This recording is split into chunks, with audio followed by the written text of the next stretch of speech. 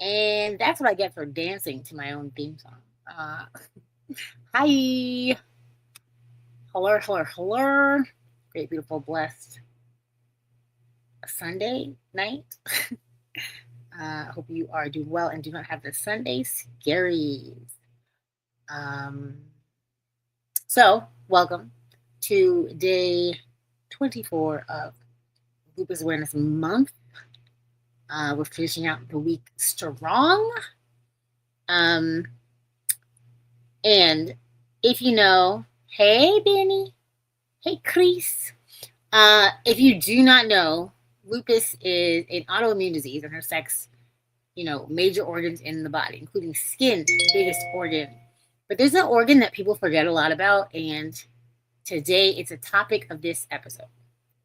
Uh, People forget about the old noggin, the brain. Okay, love you. So the brain controls everything, and then people do not even think about the effects that lupus can have on it, right? And I see people all the time talking to people who've just had major flare ups or recovering from a major flare up and wondering why they're not like all together. You know what I mean? Like when I came out of the hospital once, I had a touchscreen, what's it called? Blackberry. I thought I was the smoothest, okay? I thought I was amazing.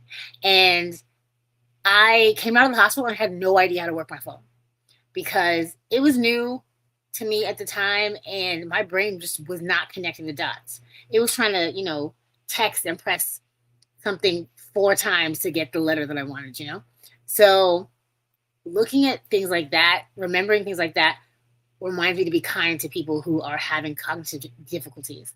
So lupus and brain health means that lupus can affect your memory, concentration, mood, cognitive processing, nervous system function, like things that are everyday normal things that you use and don't ever think about when you are having a lupus flare up, when you are on medication that forces you to be a certain kind of way. Hi, Elaine. Um, Lupus is that what you're asking me? What that is? I clarify your question for me, please. Yes, we all need grace. That's 100%. So, um, there's a few instances that I remember myself that remind me to be more kind to people who are might be actively fighting neurological difficulties. Okay, so one time when I was in the rehab after my first major flare up, I had occupational therapy. So I was doing like little kid puzzles and doing like little kid things that I've known how to do my whole life. And my father was with me. The whole hospital stay, he would work at night and he would spend the day with me at the hospital, at least a few hours. So then he'd go take a nap and go to work. He was with me for one of these therapy appointments. I'm doing occupational therapy, big puzzle pieces, like for like an elementary schooler. And I was having such a hard time. My dad was so devastated. He asked the doctor, like, is she always going to be like this? Because according to my dad, I was the smartest girl he'd ever met. Like I read way earlier and better than him. My dad had, you know, dyslexia and like, he had trouble learning. So for me, I was a quick learner. I was speaking full sentences by 8 months. He was so impressed by me all my life. And he was so devastated that I couldn't even do these little kid puzzles. And I remember his voice shaking when he was asking the doctor, is she going to always be like this? Is this how it's always going to be? And that broke my heart. And I remembered like that feeling. And I said, okay, I'm going to figure this out. I'm going to get this together. So the scariest part of having brain things going on is that you really don't know if it's ever going to get any better. And it's not guaranteed that it will. But I also want to make sure you remember hoping and praying and convincing yourself that it will get better is way more helpful than sitting there and stewing in it and being scared that it's gonna not ever get better, right? Like the only helpful thoughts to have at that time are, I'm going to get out of this. My brain is going to work properly. I will rebound to where I was at, that kind of thing. That comes with the affirmations that I'm always doing. Like, what's helpful right now to me? What is going to make me feel like I'm a more capable, more, happy, hopeful, healed person, is to think on the bright side that this might happen. Okay, so some facts like I do. Lupus can impact the central nervous system, sometimes called CNS lupus or neuropsychiatric lupus. So there is a lupus that is specifically towards the brain. How terrifying is that? The brain is a huge organ, okay? It controls so much. And lupus can attack the brain as if, it's an intruder in your body. We had a guest on Olania, and she had brain surgery.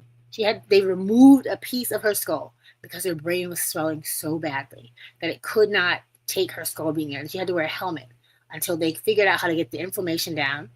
And then they attached her skull back on, and her body was still rejecting her own skull, and they had to do procedures. She was having seizures, all this stuff because of a lupus. So never think that, somebody with a chronic illness like lupus is like slow or faking it or whatever. You have no idea what lupus is doing to them. So inflammation, clotting issues, immune activity can affect brain function.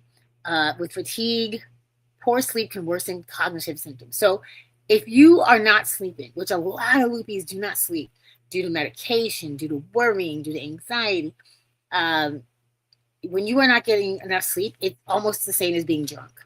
I think that they said driving without enough sleep is worse than being drunk. So be mindful that, like, whatever condition your friend or family or acquaintance is in, it could be because they are not sleeping, because lupus is attacking their brain. Be kind. Just give them the benefit of the doubt that it's not them being, anything other than their best at this moment, okay? So brain fog is super common, even with like regular schmegular lupus or any kind of chronic illness, honestly. I honestly believe it's like all the medications mingling in your brain, and like, I wish I could explain in words. I've thought about it a lot.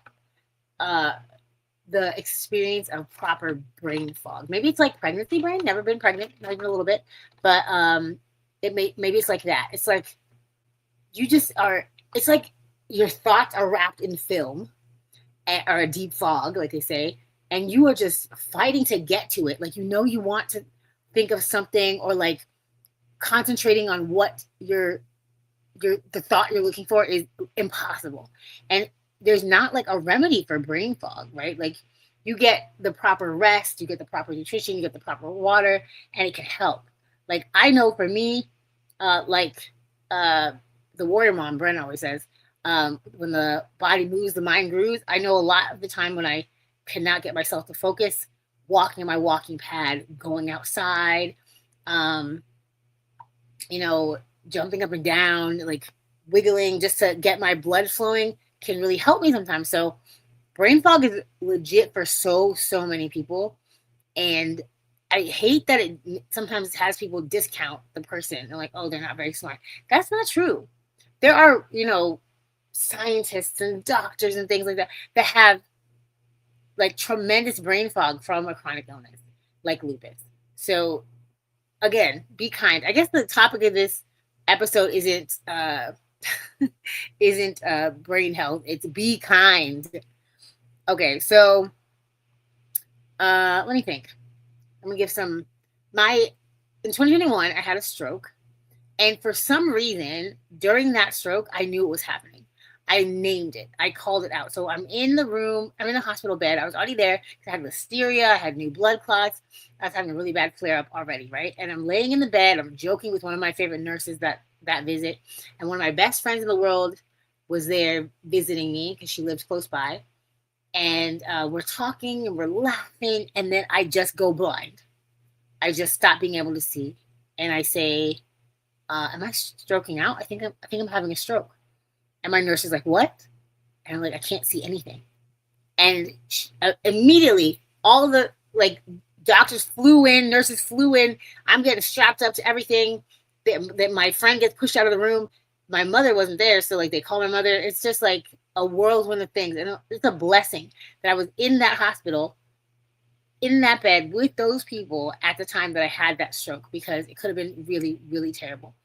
And yeah, but you know, blood clots that travel around, those are partially a brain thing, right? Like blood brain barrier, blood brain connection, it's all very interconnected, okay? And the fact that I could understand what was happening miraculously was insane. But the healing from that stroke, I was nervous that my brain would not bounce back the way it had before, because it took so long, the original time that I had so much cognitive difficulty when I came out of a 3-month hospital stay. So this 3-month hospital stay, I was sharper. I mean, I know it was a little slower, but I was much sharper than the first time, right? I did 6 weeks raw vegan. My mother helped me. I was doing, before that, I did 6 weeks, 6 weeks? Yeah. 6 weeks of IV antibiotics for the listeria in home, right? So I'm doing that every 4 hours. And then, like 24 hours, every 4 hours. And then after that, to get all of the antibiotics out of my body, to get my cognitive like back to normal, I did 6 weeks raw vegan, and it really, truly helped. I'm not a doctor. Don't listen to me. I'm just telling you what happened with me and how it helped me, because it's like my brain was drowning in medication. So I could not think straight. I could not concentrate. I was so confused all the time. And it's like, it feels so desperate, and it feels so terrible to be confused all the time. That's why I feel like I understand my grandma is, you know, battling dementia, Alzheimer's dementia right now. And imagine waking up every day not knowing where you are, or who you are, or who these people are who are talking to you. It's crazy. So, yeah. Let me think.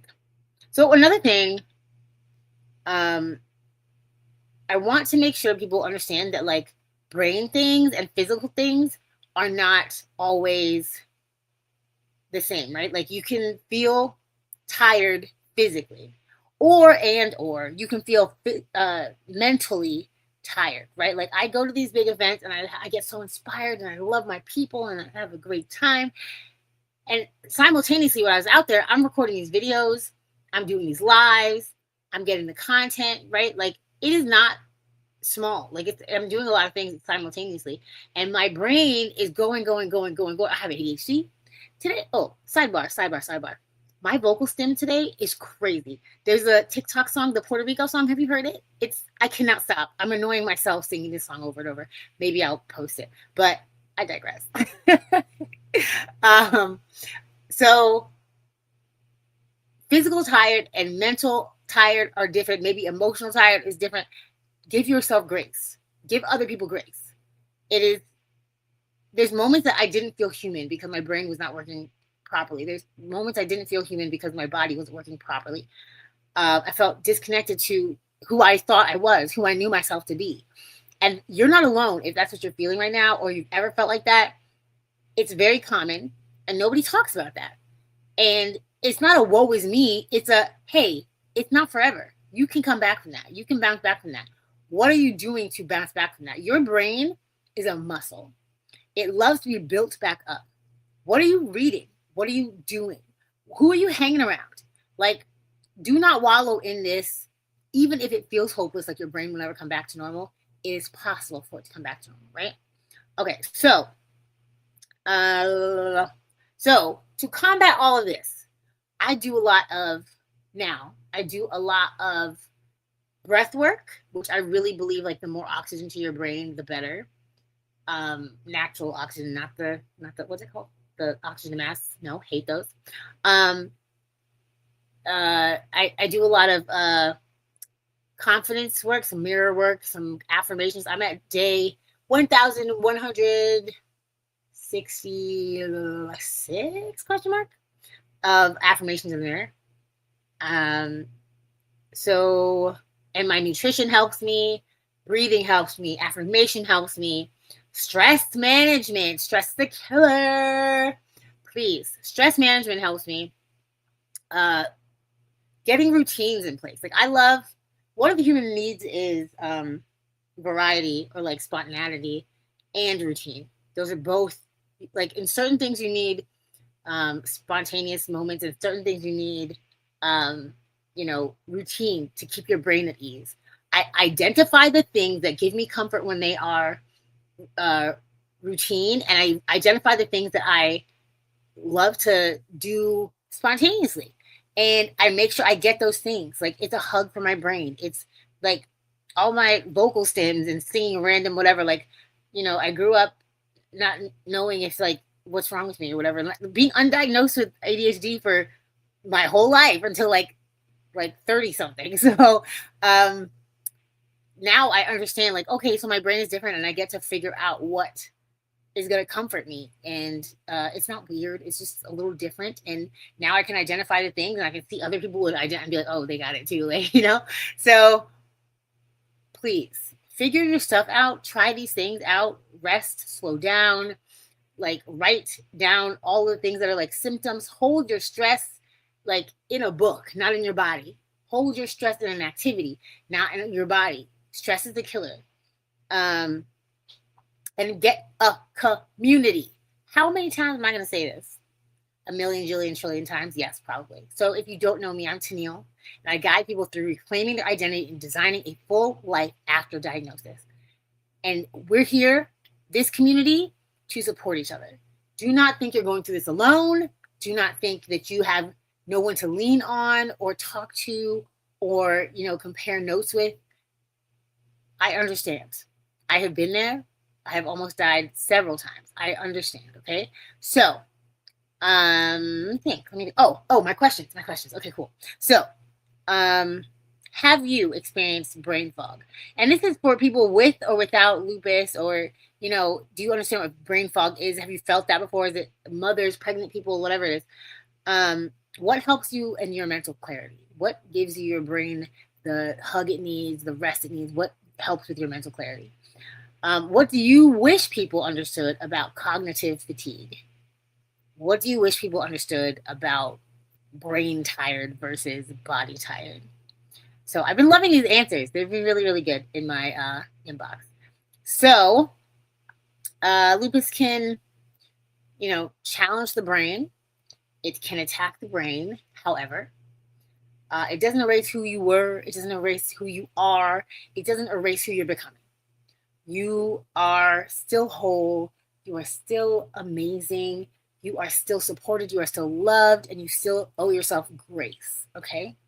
I give grace to anyone out there who has been, fighting lupus and cognitive difficulty and, fatigue and that kind of stuff. But that's the end of today's episode. They keep getting longer. Help. Tomorrow will be my regular Happily Healed with Tennille Monday episode. I haven't posted anything about it, but I will.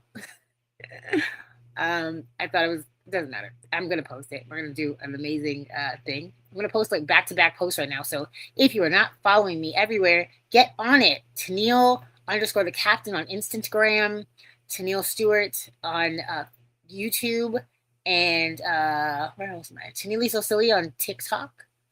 Where else am I missing? Facebook, Tennille Stewart. So find me, and I will see you guys tomorrow, 12 p.m. Eastern Standard Time. Be there. We're going to be doing a little bit more of this. Okay. Have a great day. Stay happily healed. Happy Memorial Day weekend. Tomorrow is actual Memorial Day. Love you so much. Bye.